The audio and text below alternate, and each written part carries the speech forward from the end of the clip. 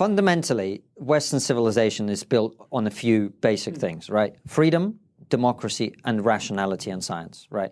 Without those things, you would not have what we have today, okay? Now, the woke movement essentially seeks to undermine and destroy all of those. So they seek to destroy freedom. How? By destroying freedom of speech, right? Why is freedom of speech important to freedom in general? Well, without the freedom to think, right, you can't have the free society that we have. And if you can't speak, you can't think. Now, the other problem is if I shut down your freedom to speak, that means I'm also shutting down my own freedom to listen, right? And one of the ways we learn and we have a cohesive society is the ability to communicate with each other.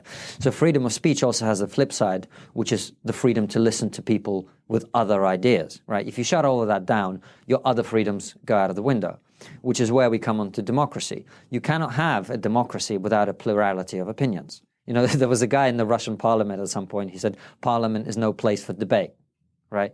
So that's the mentality in authoritarian countries, right? So if you can't have a plurality of opinions, as we try to do on the show and as we try to encourage by having the show the way it is, you actually don't have democracy. Right, and that's another underpinning principle of what the great things that we have in this country and in the rest of the West.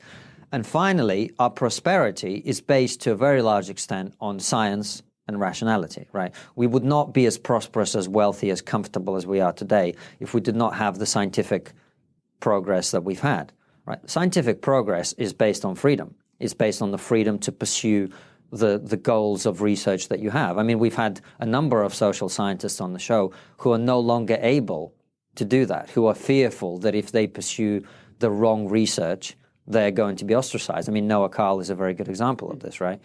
So without the freedom of research, you don't have rational scientific progress, and without that, you don't have the prosperity that we have.